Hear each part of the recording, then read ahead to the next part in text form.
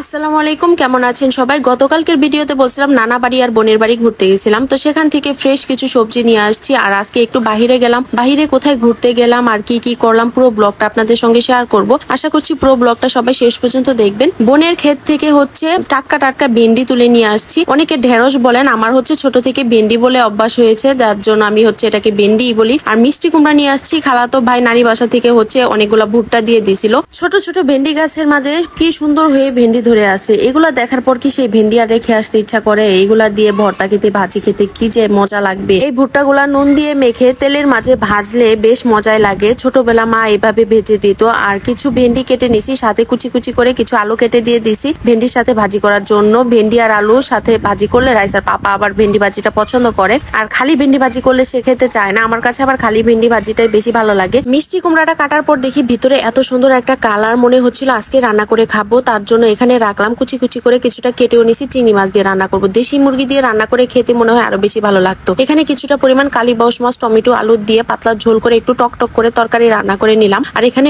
ফ্রিজে হরিণী চিংড়ি ছিল, সেগুলাই খোসা ছাড়িয়ে নিছি। রাইসার পাপা আবার চিংড়ি মাছের খোসা থাকলে খুব একটা খেতে চায় না, তাই চিংড়ি মাছের খোসাগুলা ছাড়িয়ে এখানে মিষ্টি কুমড়া দিয়ে ভাজি করে নিতেছি। এখানে পেঁয়াজের উপর চিংড়ি মাছগুলা দিয়ে কিছুক্ষণ ভাজা ভাজা করে তারপরে সব ধরনের মশলাগুলা দিয়ে দিলাম। মশলা একটু হালকা নাড়াচাড়া করে আমি এখানে মিষ্টি কুমড়াগুলা দিয়ে দিছি। এখানে কোনো পানি দিব না, এইভাবেই অল্প আছে আমি এখানে মিষ্টি কুমড়াটা ভাজি করে নিব। আর সত্যি কথা বলতে এই মিষ্টি কুমড়াটা ভাজি করার পর দেখি এতটাই মজাদার ছিল, আমার কাছে বেশ ভালো লাগছে। চিংড়ি মাছ দিয়ে এই ভাজিটা করাতে মনে হয় একটু বেশি ভালো লাগছে। আর এখানে কিছুটা দুধ জাল করে নিতেছি, সেমাই রান্না করব। লম্বা লম্বা যে সেমাইটা ওটা আমি কিছুক্ষণ ভেজে নিছি। ভেজে নিয়ে তারপরে দুধ ভালো করে জাল করে এই দুধের মাঝে ছেড়ে দিলাম। হালকা একটু বলক আসলে এই সেমাইটাকে আমি নামিয়ে নিব। আমি এই সেমাই দিয়ে খুব একটা জাল করি না, এতে করে সেমাইটা একদম লেটকা লেটকা কেমন যেন হয়ে যায়। এই সেমাইটাকে আমি সবসময় এভাবে করে রান্না করি। আর দুপুরে খাওয়া দাওয়া শেষ করে রেস্ট নিয়ে বিকেলের দিকে আমরা একটু বের হয়েছি উত্তরার উদ্দেশ্যে। আসার সময় আমরা একটু দিয়াবাড়ি বউবাজারে ঢুকলাম। তো সেখানে ঢোকার পরে বেশ অনেকগুলা দোকানপাট আছে।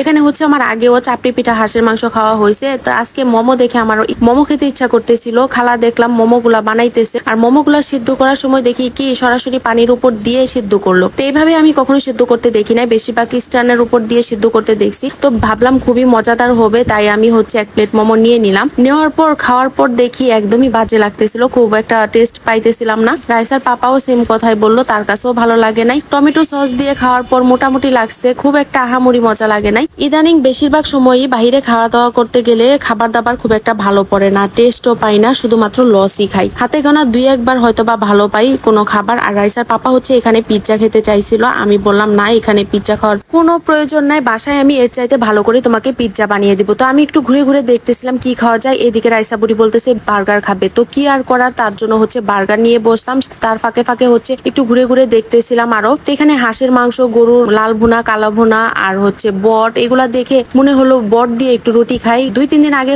পলিবিদ্যুৎ ফুড ভিলেজে বট দিয়ে রুটি খাইছিলাম, বটটা অনেক বেশি ভালো লাগছিল। আর চিকেন চাপ সাথে নান রুটি নিছিলাম। চিকেন চাপ আর নান রুটি দুইটাই অনেক বেশি ভালো লাগছিল, তাই ভাবলাম এখানে চালের আটার রুটি আর বট নিয়ে নেই, এটাও হয়তো বা খেতে ভালো লাগবে। কিন্তু না, টাকাটাই পুরো লস গেল, লসই খাইলাম, কোনো খাবার খেলাম না, লস খেয়ে পেট ফুলিয়ে ফেলছি। তো যাই হোক, লস খাওয়ার পর আর কোনো লস খাওয়ার ইচ্ছা নাই, যার জন্য এখানে আর কোনো কিছু খাই নাই। এগুলাই একটু একটু খেয়ে আমরা চলে আসছি। তারপরে এখানে 4টা রুটি নিছিল রাইসার পাপা, তারপরে অনেক কষ্ট করে একটা করে রুটি খেয়ে নিছি। খাওয়া দাওয়া শেষ করে আমাদের কিছু প্রয়োজনীয় কাজ ছিল এখানে, তো সেগুলাও শেষ করলাম। শেষ করে আসার সময় বিকালে দিয়াবাড়ির রাস্তাতে আমরা একটু দাঁড়াইলাম। আর বিকেল বেলা ঠান্ডা ঠান্ডা একটা ওয়েদার ছিল, এত বেশি ভালো লাগতেছিল। তো এখানে মনে চাইতেছিল আমরা একটু বসে থাকি, বসে বসে সময় পার করি। যাই হোক, এখন বাসায় চলে যেতে হবে। এই ছিল আজকে ঘোরাঘুরি রান্নাবান্নার ভিডিওটা কেমন লাগলো অবশ্যই জানাবেন, লাইক কমেন্ট শেয়ার করে দিবেন, পেজটাতে ফলো দিয়ে দিবেন। ইউটিউব চ্যানেল থেকে দেখে থাকলে চ্যানেলটা সাবস্ক্রাইব করে দিবেন। আজকের মতো এখানেই শেষ করছি, আল্লাহ হাফেজ।